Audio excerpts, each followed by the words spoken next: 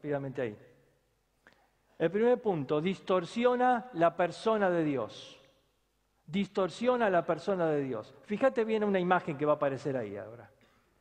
Supongamos que es un gráfico de la persona de Dios. ¿Por qué con tantos colores? Bueno, porque Dios tiene una cantidad de atributos. Y todos estos atributos están en armonía. Todos estos atributos no están en conflicto. Nunca Dios tiene conflictos con sí mismo. Hay alguien, a veces los ateos quieren jugar con esto y poner a Dios en conflicto. Por ejemplo, dicen, si Dios es todopoderoso, ¿puede hacer una piedra tan grande que después no la pueda mover? ¿Sí o no? Si decís que sí, decís que no es todopoderoso. Y si decís que no, entonces, ¿cómo es? Y tratan de, con estos juegos filosóficos, tratar de poner en conflicto los atributos de Dios. Siempre yo le respondo, mira, mi Dios es todopoderoso y además de esto no es tonto. ¿Para qué va a ser una piedra tan grande que después no la pueda mover? Dios no está en conflicto con sí mismo. La Biblia dice que hay cosas que Él no puede hacer, Él no puede mentir, no puede pecar. ¿Por qué? Porque es santo. Ahora, lo que hace el calvinismo es tratar de, fíjate, distorsionar la persona de Dios. Fíjate la próxima imagen ahí. ¿Ves? Si yo agrando un color, inmediatamente se achican los otros. O fíjate esta otra imagen, mira. ¿Ves? Si yo agrando un color, se achican los otros. Entonces, por ejemplo, si yo agrando el atributo del amor de Dios, y digo, sí, Dios es amor, así que nadie va a ir al infierno, porque un Dios de amor no puede mandar a nadie al infierno. ¿Te das cuenta? Agranda un atributo, pero se achica ¿cuál? El de la justicia de Dios. El calvinismo agranda el atributo de la soberanía de Dios. Y dice, Dios es soberano.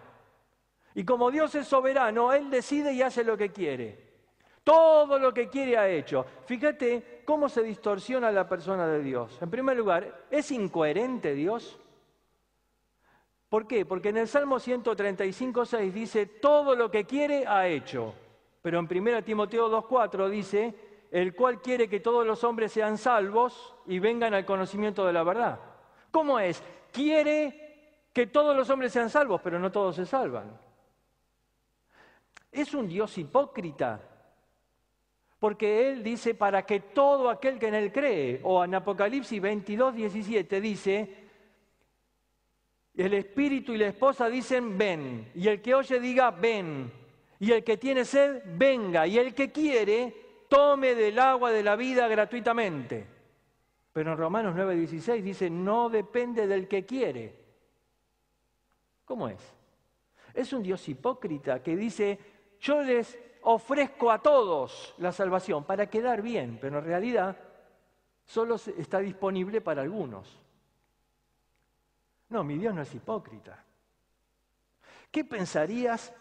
A ver, yo soy profesor de algunas materias. Suponete que te sacaste un 1 en una materia, ¿no? Entonces a ver, levantá la mano a alguien de los que pensás que podés llegar a sacarte un 1 en la materia. ¿Quién? Dale, vení.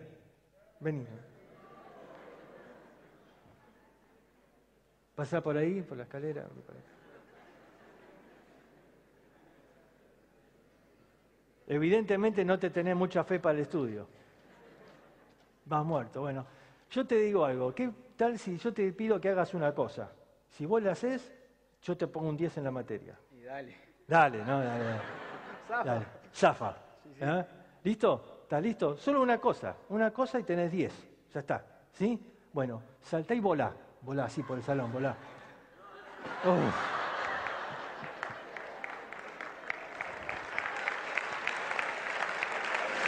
Lo intentaste. Ahora, ¿qué pensás de mí como profesor si te exijo que vueles? No, este está... Remar, ¿cómo me va a pedir que vuele si no puedo volar? ¿Qué pensás de Dios si Él te dice, te pide que tengas fe, pero no te da la posibilidad de creer? Lo mismo. Este Dios es injusto. ¿Cómo me va a pedir que sea fe, que tenga fe, si no puedo creer? Obviamente si Él pide al hombre que crea es porque puede hacerlo. Pero ellos nos presentan un Dios así, hipócrita. ¿Es un Dios de amor y misericordia? Fíjate, en el libro Difícil de Creer de MacArthur, en la página 208, dice así: ya hemos visto en Mateo capítulo 7 que la misericordia de Dios es extremadamente estrecha. Sin embargo, en Salmo 108:4 dice: más grande que los cielos es tu misericordia. ¿Por qué él dice que la misericordia es extremadamente estrecha? ¿Qué dice Mateo 7? Dice: angosto es el camino, angosta es la puerta. Él dice: son pocos los que la hallan. Es muy difícil, dice, encontrar la puerta de la salvación. Es estrecha. ¿Ves? La misericordia de Dios, dice, es estrecha. Momento. El Dios que yo creo en la Biblia es una misericordia infinita. Ellos van diciendo: mira, Dios es soberano. Sin embargo, esta soberanía la distorsionan a tal punto que, aunque te parezca increíble, ellos dicen que el pecado estuvo dentro de la voluntad de Dios. Porque ellos van diciendo de que todo lo que pasa en este mundo ha sido determinado por la soberanía de Dios. Y que por lo tanto cuando Adán cayó, eso ya estaba determinado por Dios.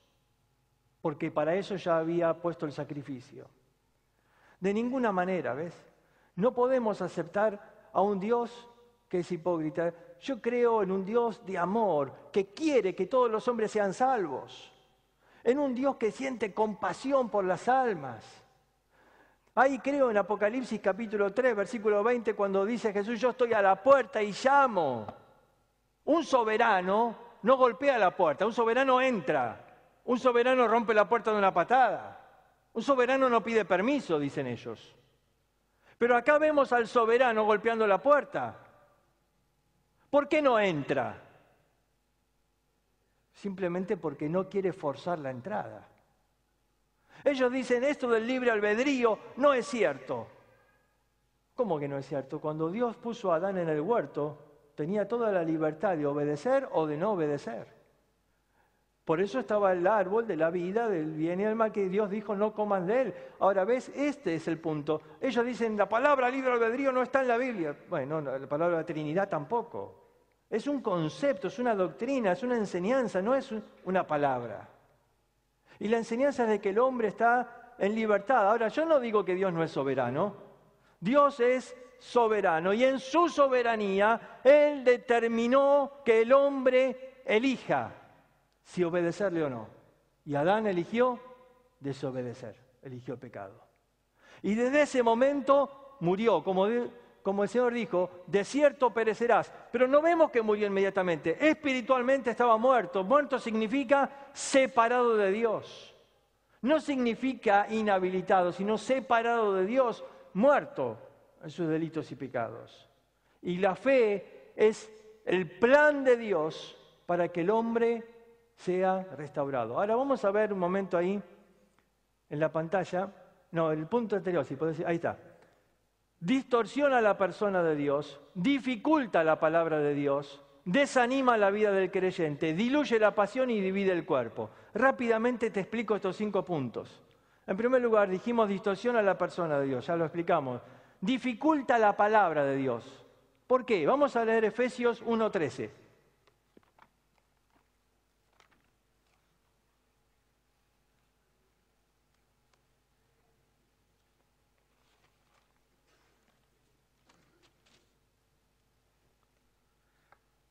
Dice: en él también vosotros, habiendo oído la palabra de verdad, el evangelio de vuestra salvación, y habiendo creído, fuisteis sellados con el Espíritu Santo de la promesa.